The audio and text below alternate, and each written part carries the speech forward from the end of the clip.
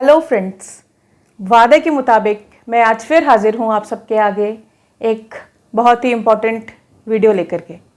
मैं doctor Archana Chaturvedi personal desk channel में आप सबका स्वागत करती हूँ। आज मैं आप सबके साथ शेयर करूँगी कुछ ऐसे टिप्स जो हमारे कम्युनिकेशन को, हमारी स्पीकिंग स्किल्स को बहुत ज़्यादा एनहांस कर सकती है और हमें एक पावरफुल कम्युनिकेटर के रूप में सामने ला सकती है। सबसे पहले अगर हम सीरियली चलें तो हम बात करते हैं कि कौन सी चीज़ें ऐसी हैं जिनकी तैयारी हमें करनी चाहिए, जो चीज़ें हमें ध्यान में रखनी चाहिए। तो अगर आपने मेरा अभी पिछला वीडियो नहीं देखा है तो आप जा कर के मेरा पिछला वीडियो देखिए और उसमें ये जाके देखिए कि मैंने इस बारे में काफ़ी डिटेल में बात की है कि जहाँ आप जा रहे हो उस जगह का वातावरण कैसा है, वहाँ की एम्बियंस कैसी है, वहाँ का मूड कैसा है, आप किस पर्पज़ से जा रहे हो, इस चीज़ को हमेशा ध्यान में रखिए। दूसरी चीज़ जो ध्यान रखने लायक है वो ये है कि जो टारगेट ऑडियंस है वो किस एज ग्रुप की है, वो किस एजुकेशनल लेवल की है, जिससे आप जो भी बोलें, आप जो भी प्रेजेंटेशन अपना तैयार करें वो इस हिसाब से होना चाहिए कि वो वेवलेंथ पे जाके मैच करे। आज अगर मैं कोई प्रेजेंटेशन तैयार करती हूँ पीएचडी के स्टूडेंट्स के लिए और उसको जाके शेयर करती हूँ क्लास 8th के बच्चों के साथ, तो obviously it's not going to match with them. So it is very much necessary कि एज ग्रुप, एजुकेशनल लेवल और कुछ हद तक बैकग्राउंड का भी आप ध्यान रखें जब आप कोई भी प्रेजेंटेशन देने जाते हैं या आप कहीं पर भी एज अ पब्लिक स्पीकर बात करने जाते हैं। तो क्योंकि जब तक हमारी स्पीच जो है वो लोगों से रिलेट नहीं करेगी तब तक वो इफ़ेक्टिव हो ही नहीं सकती। तो इसका ध्यान देना बहुत ज़्यादा ज़रूरी है। जो दूसरी चीज़ आती है इसके बाद, वो आती है हमारी प्रिपरेशन के बाद हमारा परिचय, हमारा इंट्रोडक्शन। जब हम अपना इंट्रोडक्शन देते हैं तो जनरली हमारी आदत क्या होती है कि हम बताते हैं कि जैसे आई एम डॉक्टर अर्चना चतुर्वेदी और बात खत्म होगी। तो कभी भी ऐसे इंट्रोडक्शन मत दीजिए। जब आप इंट्रोडक्शन देते हो तो आप अपने बारे में थोड़ा सा और बताओ, एक छोटा सा अपना संक्षिप्त परिचय दीजिए। I am doctor Archana Chaturvedi, I am teaching in so and so department and I am here to share my experiences with you and hopefully they are going to be valuable for you. इतनी बात अगर हम करते हैं तो हम जब सामने वाले का इंट्रोडक्शन लेते हैं तो वो भी न सिर्फ अपना नाम बताकर चुप हो जाता है बल्कि अपने बारे में थोड़ा सा और बताता है। तो यहाँ हमें जो वो बता रहा है उसको ध्यान से सुनने की ज़रूरत है। एक इफ़ेक्टिव स्पीकर तभी इफ़ेक्टिव हो सकता है जब वो बहुत ही एफिशिएंट लिसनर हो। बोलने के पहले सुनना आना चाहिए। सुनना इसलिए नहीं है कि हमको उसके आगे कुछ कहना है, सुनना इसलिए है कि हमें सिर्फ सुनना है, हमें सिर्फ जानना है उस इंसान के बारे में। जब वो अपने बारे में बताता है तो हमें कुछ ऐसे क्यूज़ मिलते हैं, ऐसे कुछ हिंट्स मिलते हैं जहां हम उसके साथ कनेक्ट हो सकते हैं। और ये कनेक्टिविटी बहुत ज़्यादा ज़रूरी है। ये ज़रूरी है कि हम किसी लेवल पे जाके ये कनेक्शन ढूंढें। ये कनेक्टिविटी ढूंढना हमारा काम है, क्योंकि अगर हमारे कोई इंटरेस्ट मैच करते हैं, हमारा सेम जगह से हो सकता है हम बिलोंग करते हो सकता है हमारी एजुकेशन सेम स्टेट की रही हो सकता है हमारा कोई फूड हैबिट्स कॉमन हो। अगर हम जब डिस्कशन करते हैं इनफॉर्मल बातों में से हम वो बातें निकाल के लाते हैं जहां हम लोगों के साथ कनेक्ट हो सकते हैं, और जब हम कनेक्ट हो जाते हैं तो हम एक्सेप्ट भी हो जाते हैं। तो स्पीकिंग स्किल सिर्फ वर्ड्स का खेल नहीं है। वर्ड्स तो बहुत ही छोटा सा हिस्सा है। बहुत बड़ा हिस्सा जो उसका होता है वो होती है बॉडी लैंग्वेज, और उसमें भी जो सबसे ज़्यादा अहम हिस्सा है वो है आई कॉन्टैक्ट। सो हमेशा आई कॉन्टैक्ट बनाए रखिए। आई कॉन्टैक्ट बनाने का मतलब जब आप बोल रहे हैं तो सामने वाले की आंखों में देखकर बोलिए। आंखों में देखना है, उसे घूरना नहीं है। घूरने से बहुत सारी मुश्किलें आपकी बढ़ सकती हैं। इसलिए इस बात का ध्यान रखिए कि आपको सिर्फ आंखों में देख करके अपने आप को ऐसे एक्सप्रेस करना है जैसे कि आप जो कह रहे हो वो सामने वाले को वो सारी चीज़ें ट्रू लगें। आपकी आंखें आपकी सच्चाई दिखाती हैं। तो जब आप आंखें मिलाकर बात करते हो तो उस बात में वजन बढ़ता है, उस बात में सच्चाई झलकती है। एक एफिशिएंट टंग के थ्रू हम अपनी फीलिंग्स को, अपने हार्ट को सामने किसी के भी सामने रख सकते हैं। सो ये जो कला है ये थोड़ी मुश्किल लगती है हमें, क्योंकि हमें ऐसा लगता है कि ये बड़ी, इसके ऊपर लिख दिया कि स्किल्स है तो ये बहुत डिफिकल्ट है। बट जनरली जब हम सेल्फ इम्प्रूवमेंट की जर्नी पे निकलते हैं, जब हम सेल्फ डेवलपमेंट की जर्नी पे निकलते हैं तो ये एक बहुत छोटा सा पड़ाव है, और थोड़ी सी प्रैक्टिस और थोड़े से कॉन्शियस एफर्ट्स के साथ आप इसको बहुत ही आसानी से पार कर सकते हैं। So it's not a matter of very big deal. Confidence gain करने के बाद, सब्जेक्ट की नॉलेज गेन करने के बाद, थोड़ी सी प्रैक्टिस के साथ हम स्पीकिंग स्किल्स को इन्हेंस कर सकते हैं। And believe me, this is very much true, you can practice it.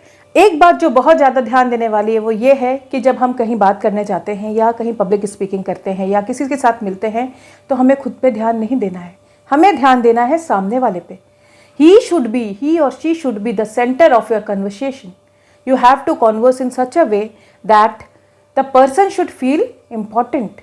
उसकी इम्पोर्टेंस उसको समझ में आनी चाहिए, ये इम्पोर्टेंस उसको मिलनी चाहिए। क्योंकि हमको अगर अपने बारे में ही बताना है तो हम क्या करने गए, हमें सामने वाले को किसी भी चीज़ के लिए मोटिवेट करना है या किसी भी चीज़ के लिए उसको मनाना है, परसू करना है, परसुएट करना है। तो जो बहुत ज़्यादा ज़रूरी है वो ये है कि सेंटर ऑफ अट्रैक्शन हमेशा हमारे कॉन्वर्सेशन का जो होगा वो यू होगा, ना कि मी। वो यू जो है उस पर ध्यान देना है, उसको क्या पसंद है। जैसे जब भी हम बात करें तो हम इस यू को सेंटर पे रख सकते हैं। जब अगर हम कहीं जाएं और अपने बारे में सिर्फ बताने लगें, अपना बखान करने लगे, nobody will be interested after a point of time. But when you will talk to them about them, when we listen to them and you will talk the things which are related to them, तब क्या होता है, तब वो खुद को important feel करता है। उसको बोलने दीजिए, उसको अपने इंटरेस्ट बताने दीजिए। आप इस तरह से बात करिए कि आप उनको बहुत ज़्यादा बोलने का मौका दें। जब ऐसा होता है और जब हम बोल लेते हैं ना, तब क्या होता है, हम सामने वाले को बहुत ज़्यादा अच्छे तरीके से सुनते हैं। तो ये ज़रूरी है कि पहले अच्छे से बोलने का मौका दें, फिर ये निश्चित है कि आपको भी अपनी बात रखने का पूरा मौका मिलेगा, which will be much more effective. Communication में हमेशा जो रिसीवर है उसके ऊपर अपना ध्यान फोकस करें और कोशिश करिए कि नाम याद रखिए। जब आप नाम याद रखते हो ना तो क्या होता है कि आपका एक पर्सनल कनेक्टिविटी बन जाती है। जिनसे आप मिल रहे हो, अगर आपने उनके नाम रट लिए, याद कर लिए, तो जब आप बोलते हो और उस बीच में अगर आपने नाम लेके किसी को एड्रेस किया तो उसको इतनी अच्छी चीज़ लगती है, क्योंकि जब वो अपना नाम माइक पे सुनता है या जब उसे लगता है कि कोई उसे पर्सनली एड्रेस कर रहा है, तो अपना नाम सुनने से ज़्यादा खूबसूरत दुनिया में कोई भी चीज़ नहीं होती है।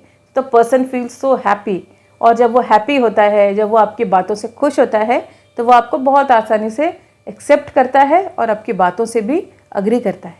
Try to add humour to your content. अगर आपकी बातचीत में कहीं ह्यूमर नहीं है, अगर वहाँ पे कोई लाइट स्टेटमेंट्स नहीं हैं, तो क्या होता है कि वो कन्वर्सेशन बहुत ज़्यादा बोरिंग हो जाती है। So you always keep it in mind that add humour to your statements, to your speeches.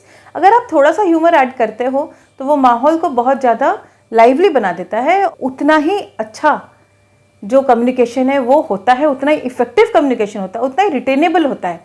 Because all the senses are working when you are doing something like this, the other senses are also working, your intellect is also being active. We should always try to focus कि जो भी humour हम कर रहे हैं, जो भी मजाक हम कर रहे हैं, that should not be hurting, it should not hurt anybody, it should not be negative to anybody's sentiments. हमेशा इस बात का ध्यान रखें कि किसी के कॉस्ट पे, किसी के एक्सपेंसेस पे हमको ह्यूमर नहीं करना है। अब बात करते हैं कि जब हम बोलते हैं तो जो मेन चीज़ है वो है हमारी आवाज़, वो कैसी हो, उसकी टोनल क्वालिटी क्या हो, उसका वॉल्यूम कितना हो। तो टोनल क्वालिटी हमेशा ऐसी रखिए कि आप जो बोलें वो क्लियर हो, उसमें क्लियरिटी हो। और दूसरी चीज़ जो है वो बहुत ज़रूरी, वो ये है कि आप बहुत चिल्ला कर नहीं बोलें और बहुत धीरे से नहीं बोलें, एक मीडियम पिच पर आप बात करें। और जो थर्ड थिंग जो बहुत ज़्यादा ज़रूरी है वो है वॉल्यूम। तो वॉल्यूम में भी आप ये ध्यान रखें कि पिच के साथ साथ आपकी जो आवाज़ है ना वो भी तेज़ नहीं होनी चाहिए, और बहुत तेज़ भी नहीं हो और बहुत ज़्यादा दबी हुई भी नहीं हो। एक छोटी सी टिप मैं यहाँ पे आपको देती हूँ कि आप अगर पेट से सांस लेते हैं, एब्डोमिनल ब्रीदिंग जिसे कहते हैं, तो अगर आप एब्डोमिनल ब्रीदिंग करते हैं और पेट से सांस लेके अगर आप किसी बात को कहते हैं, जैसे अगर मैं इस बात को पेट से सांस लेके बोलूँगी तो आपको मेरी आवाज़ में वो फ़र्क नज़र आएगा। वो फ़र्क, ये डेप्थ जो आई है आवाज़ में, ये क्यों आ रही है, क्योंकि मैं पेट से, एब्डोमिनल से, अंदर से सांस ले रही हूँ। तो इस चीज़ को थोड़ा सा प्रैक्टिस करिए। और अगर आप वैसे भी प्राणायाम वगैरह कुछ भी करते हैं तो बहुत आसानी से आप इस एब्डोमिनल ब्रीदिंग को एक्सरसाइज कर सकते हैं, इसको यूज़ कर सकते हैं। इसके अलावा जो एक चीज़ और बहुत ज़्यादा ज़रूरी है वो है लैंग्वेज, क्योंकि जब पूरी बात की ही बात है तो बात के लिए भाषा का होना बहुत ज़रूरी है। तो जो भाषा हो वो कोशिश करिए कि हमेशा एक कंफर्टेबल भाषा हो। वर्ड्स को बहुत ध्यान से चुनिए, वर्ड्स ऐसे चुनिए जो सिंपल हों, जिनका मीनिंग एग्जैक्ट हो, जिनके 2, 4, 10 मीनिंग नहीं हो। और ये कोशिश करिए कि वर्ड्स के साथ साथ आपके शब्दों का जो उच्चारण है ना वो भी एकदम क्लियर हो और करेक्ट हो।